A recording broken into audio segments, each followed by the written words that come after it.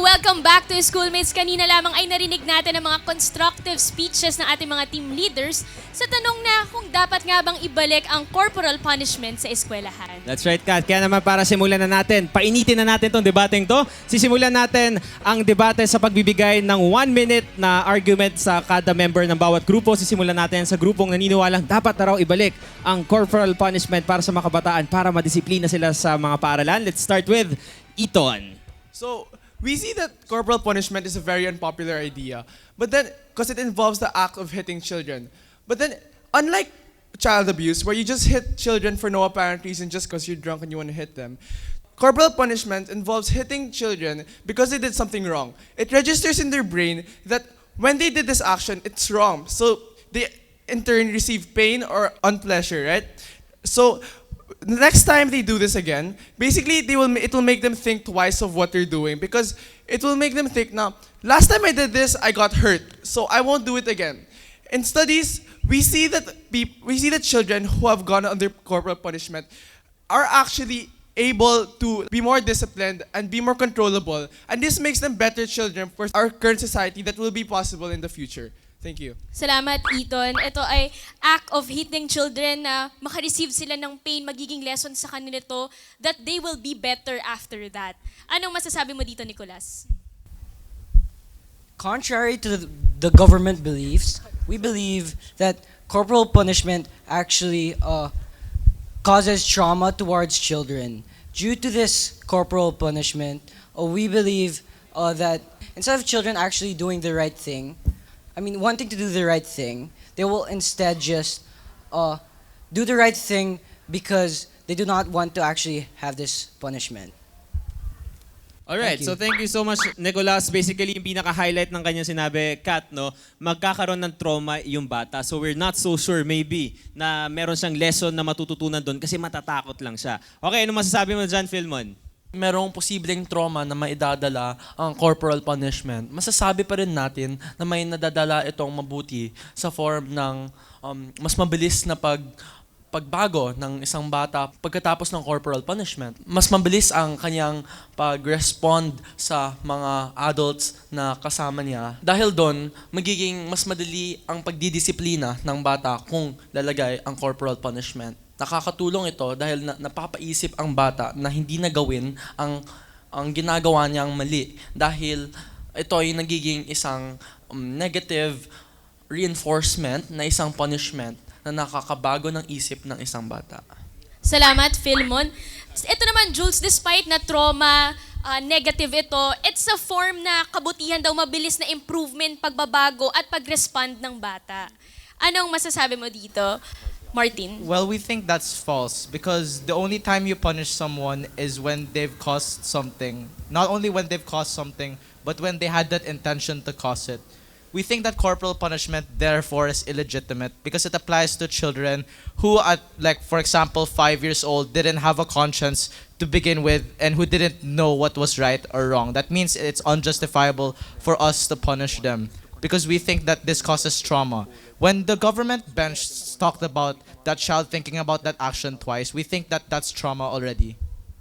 Alright, thank you so much, Martin. Once again, naninindigan sila doon sa sinasabi nila about trauma and wala pa raw possibly sa tamang pag-iisip yung mga bata kasi very young pa raw sila. So baka wala rin silang makuhang lesson doon sa pananakit para mapunish sila. Okay, anong masasabi mo dito, Vincent? You may say that during that 5-year-old's age, the child has no mindset yet, but during that time is the character building, and then we want to stop this character because we want to correct it as fast as possible. And the reason why corporal punishment will be a viable reason to punish children is because the children has to learn that each action has an opposite reaction because they have to learn the consequences of this world. Because while letting these children just letting be doing these mistakes, they will not survive in the real world because in the real world every mistake will be punished. And with corporal punishment, they'll learn that they should be more careful with each of their actions they have done. And also, you may say it may be trauma, yes, but you have to learn that these trauma may better the lives of these children and makes their mentality more mature than an average child. like Asia, it's using corporal punishment and it is making the children more mature than the others. Asia is more mature than other countries. Salamat, Vincent. Dito naman, Jules. In every action, there's a reaction. So, sa bawat mistakes ng bata, ay kailangan tamain mo na para mag-improve. Dahil this is the time na character building ang bata.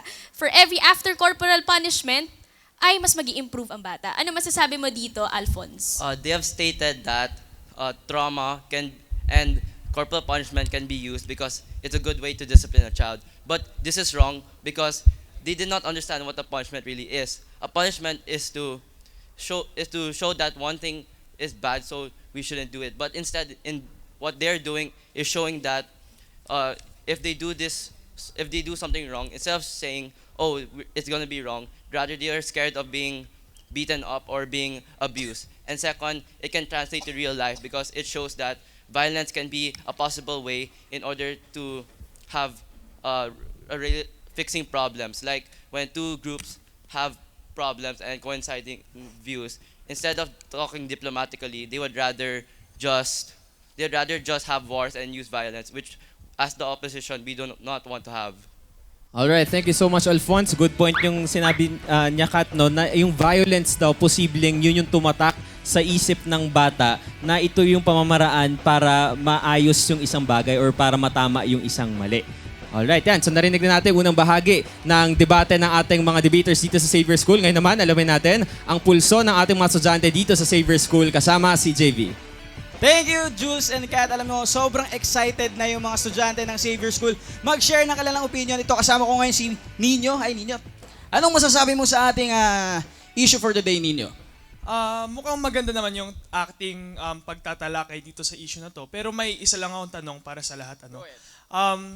Can corporal punishment and the incentive system be placed together? Pwede bang isama ang dalawang yun? Maraming salamat. Go ahead, debaters.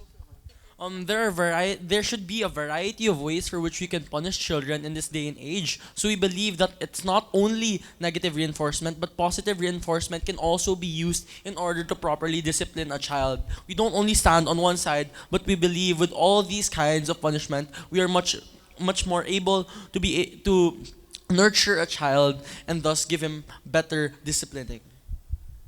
Okay, punta naman tayo sa social media. Ito, sabi ni MJ Jovero, sobra pa naman ngayon ng mga bata.